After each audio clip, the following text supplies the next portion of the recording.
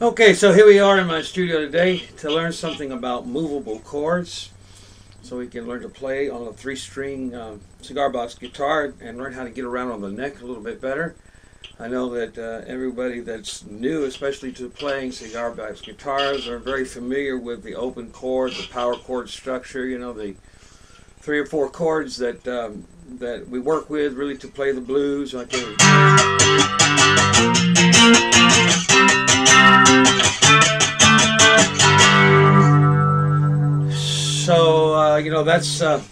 that's a great language for playing the blues. But there's a lot of things you can do with a 3-string cigar box guitar, just like you can on a regular guitar, if you know how to play chords in different inversions, and that way you can move up the neck quite a bit. So I want to teach you a little bit about inversions and just show you a few little tricks that you can do, and hopefully this will help your playing a little bit better. Of course, you know, with the 3-string tuning, in using the 5, 4, and 3 strings, I've got it tuned to a G, a D, and a G. Low string is a G, middle string is a D, top string is a G. So when you have that tuning, of course, your open is an open G chord. Your 4 chord, of course, your C chord at the 5th fret. Your 5 chord, your D chord, is at the 7th fret. Those are power chords.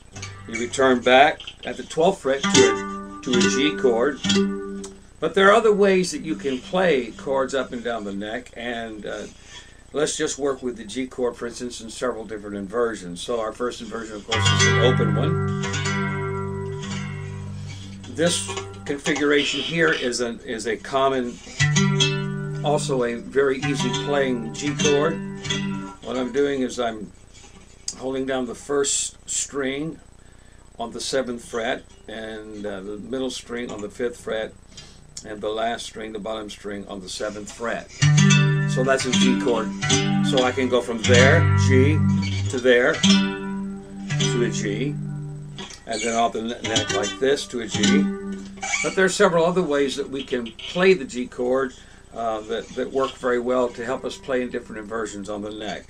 So if I'm using this configuration here, and because the wonderful thing about the 3-string guitar and the 1, 3, and 5 notes that make up a chord is that you can play these different inversions off of a fingering that's very close. So I've got this fingering here. Now I can bar it here and play on the middle string on the 9th fret, and I got another G here, which is the mirror image of this configuration. It really, if you play this chord here and you turn it around, it's the mirror image of this configuration. It's also a G. So now I've got 1, 2, 3, 4 positions that I can play a G chord on the neck at different inversions. But there's another great position here. It's kind of like if you were playing a 6-string guitar, it'd be like the D chord formation, the TP or triangle formation.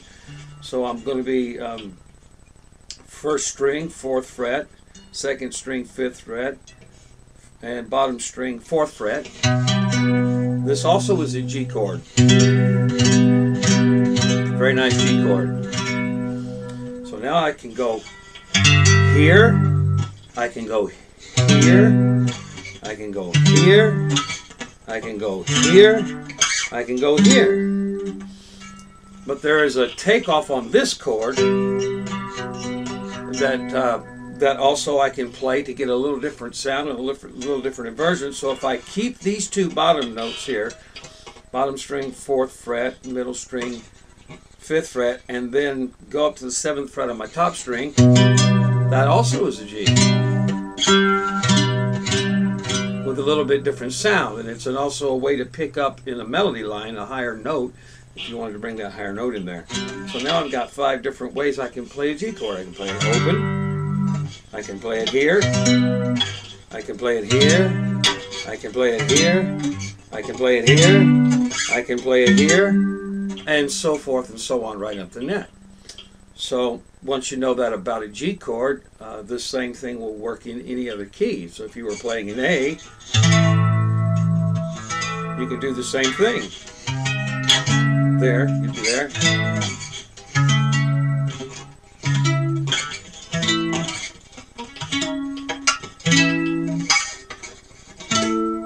So it'd be the same idea, you know, going around the neck. So that way, if you know those chords, you can play, really can play in any key without having to use a capo or anything like that. Now, another chord that you should know is a minor chord, and if you play the 1st string on the 3rd fret, you have a very nice G minor chord there.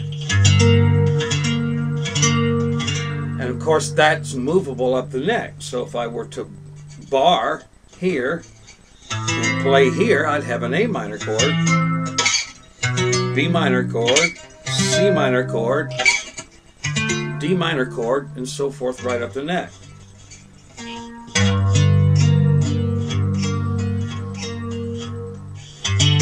Gotta love that minor sound. This makes a nice C minor right here. I'm playing top string open, middle string on the 1st fret, bottom string on the 2nd fret.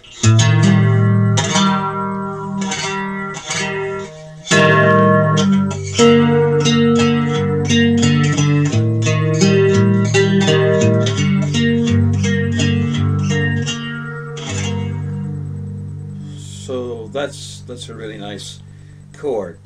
Now a 7th chord. Let's just take a C at the 5th fret, open chord C. I can make this a C 7th by dropping this note down here to the 3rd fret and holding these two. So that would be C. This would be a C 7. And the same thing, of course, works right up the net. That's a D 7th. But there's another really neat trick to making a C 7th chord, and that's to drop down here and play the middle string at the 2nd fret, the bottom string at the 3rd fret, the top string at the 3rd fret. That's also a C 7th chord. And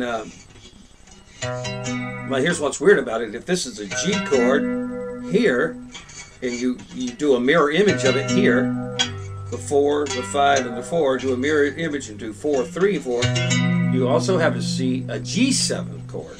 So that was just gone from a G to a G7. And here's a really cool turnaround here. So if you're playing a jazzy sound like in the key of G, I could sort of just kind of swing this a little bit by going.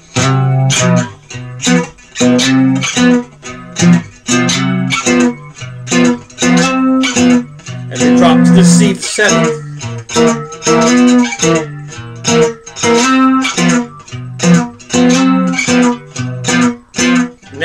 Now here's a really funky D 7th. If I play 1st string at the 2nd fret, leave the middle string open, and play the bottom string at the 2nd fret, I got a D 7th that I can work with.